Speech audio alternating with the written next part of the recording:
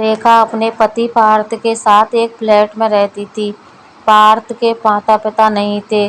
उसकी एक छोटी बहन थी संजना, जिसकी शादी हो चुकी थी। पार्थ एक बड़ी कंपनी में नौकरी करता था। वह अपनी सैलरी लाकर रेखा को देता था। महीने का खर्च चलाने के बाद रेखा के पास बहुत से पैसे बच जाते थे। रेखा हर महीने कपड़े गहने खरीदती थी। अभी कुछ दिन पहले ही पार्थ ने नई गाड़ी ली थी। एक दिन रेखा घर पर ही थी, तभी डोरबेल बजी। रेखा, अरे इस समय कौन आ गया, चैन से सोने भी नहीं देते। रेखा दरवाजा खोलती है। सामने उसकी ननद संजना अपने बेटे रवि के साथ खड़ी थी।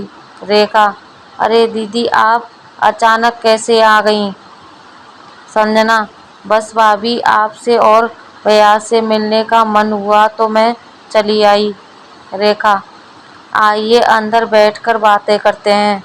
आप बैठिए, मैं आपके लिए पानी लाती हूँ।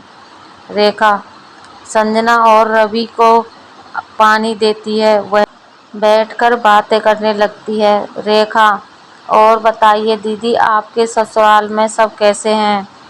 संजना, सब ठीक हैं भाभी, आप बताइए भैया कैसे हैं? रेखा, बिल्कुल बढ़िया है। हमने पिछले महीने ही नई गाड़ी ली है। आप फ़ोन कर देती तो ये आपको लेने आ जाते। तभी रवि बीच में बोल पड़ता है।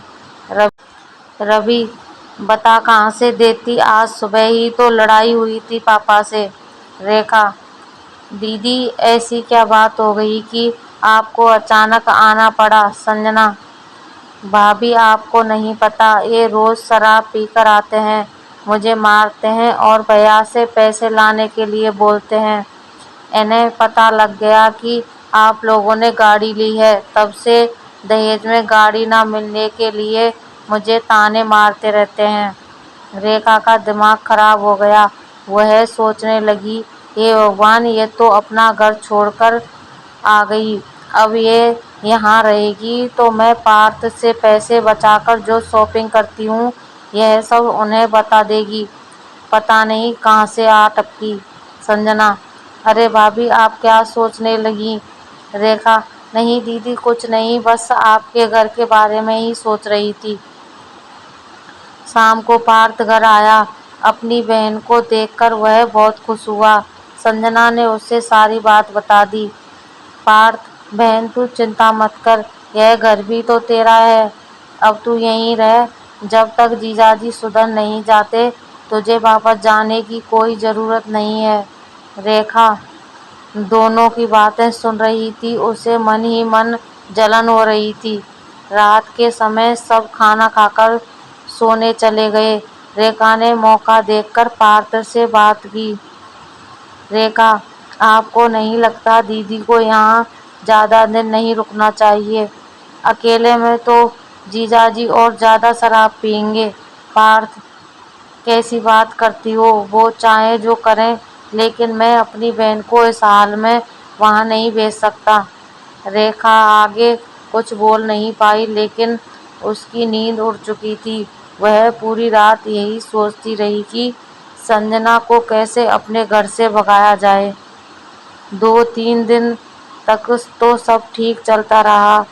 रेखा को अब किचन में ज़्यादा काम करना पड़ता था, क्योंकि संजना उसे हर बात पर टोक देती थी।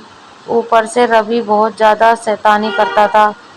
3 दिन बाद रेखा ने संजना से कहा, रेखा दीदी, मुझे तो इतना काम करने की आदत नहीं है।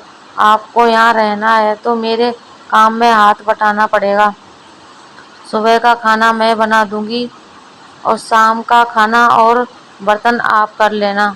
संजना, ठीक है भाभी, मैं कर लूँगी। रेखा, हे भगवान, मैं तो सोच रही थी इसे बुरा लग जाएगा, लेकिन मुफ्त का खाना खाने के लिए यह तो काम भी करने को तैयार हो गई। रेखा, दीदी ये बात अपने भैया को मत बताना, नहीं तो वे गुस्सा हो जाएंगे। संजना घर का काम करने लगी। धीरे धीरे रेखा ने सारा काम संजना पर डाल दिया और खुद कोई ना कोई बहाना बनाकर पलंग पर लेटी रहती थी। रेखा, अब भी बहुत परेशान थी। वह संजना को घर से निकालना चाहती थी। एक दिन रेखा ने संजना को साफ साफ कह दिया, रेखा दीदी आप कब तक हमारे ऊपर बोझ बनकर रहेंगी? आपको पता है इनकी कमाई इतनी कम हो रही है, उन्हें कभी भी नौकरी से निकाला जा सकता है, ऊपर से गाड़ी की ईएमआई, ऐसे में हम आपका बोझ कब तक उठाएंगे? संजना, भाभी मेरे से तो भैया ने कभी कुछ नहीं कहा। रेखा, वो आपसे कैसे कहते कि आप चली जाओ? ये तो आपको सोचना चाहिए कि अपना ससुराल छोड़कर आप पियर में पड़ी हो। संजना को बहुत बुरा लग जाता है। अगले दिन वह पार्थ के जाने के बाद घर से निकल जाती है। उसे एक वृद्धा आश्रम में नौकरी मिल जाती है। वहाँ उसे बुजुर्गों की सेवा का काम मिल जाता है। वहीं रहने खाने का भी इंतजाम हो जाता है। संजना पार्थ को बिना बताए उस वृद्धा आश्रम में पहुंच जाती है। रेखा बहुत खुश होती, लेकिन अब वो पार्थ को कैसे मनाए यही सोच रही थी। शाम को पार्थ आया। उसने देखा कि संजना नहीं है, ना ही रवि कहीं नजर आ रहा है। पार्थ, रेखा संजना कहाँ है? रेखा, दीदी को जीजाजी ले गए, उन्हें अपनी गलती का एहसास हो गया, वो आए थे उन्हें ले गए। पार्थ, तुमने मुझे फोन क्यों नहीं किया? मैं आकर उनसे बात तो करता। रेखा, वो बहुत पछता रहे थे, आपसे नजरें भी नहीं मिलाना चाहते थे, बार बार माफी मांग रहे थे। रेखा के झूठ को पार्थ ने सच मान लिया। पार्थ, चलो यह अच्छा हुआ कि अब मेरी बहन सुखी रहेगी। रेखा बहुत खुश थी, उसकी ननद जा चुकी है। वह अब पहले की तरह ही घूमने जाती, शॉपिंग करती थी। एक दिन पार्थ ऑफिस से नीचे आया तो देखा संजना एक कैब में बैठी है और लोगों से बुजुर्गों के लिए डोनेशन मांग रही थी। पार्थ उसके पास गया। पार्थ, बहन तू यहाँ क्या कर रही है? क्या फिर जीजाजी से झगड़ा हो गया? संजना कुछ बोल ना सकी। पार्थ को सब समझ में आ गया। वह उसी समय संजना और रवि को लेकर घर आ गया। कुछ देर में रेखा शॉपिंग करके वापस आई। पार्थ और संजना को देखकर वह घबरा गई। पार्थ, रेखा तुम अपना सामान पैक कर लो और अपने पियर चली जाओ। रेखा पार्थ के पैरों में गिर जाती है। संजना, पार्थ तुम मेरे से बड़े हो, लेकिन आज तुम भी वही कर रहे हो जो तुम्हारे जीजाजी ने मेरे साथ किया। माफ कर दो भाभी को। रेखा, दीदी मुझे माफ कर दो, मुझे अपने कर्मों की सजा मिल रही है। संजना, नहीं भाभी, मैं ही तुम लोगों पर बोझ बन गई थी। पार्थ, भाभी को कुछ नहीं कहना। यह कहकर संजना वहां से चली गई। रेखा ने उसे रोकने की बहुत कोशिश की, लेकिन उसे अब वृद्धा आश्रम में आश्रय मिल गया था। कहानी अच्छी लगी हो तो चैनल को सब्सक्राइब कर लें, वीडियो को शेयर करें, लाइक करें। धन्यवाद।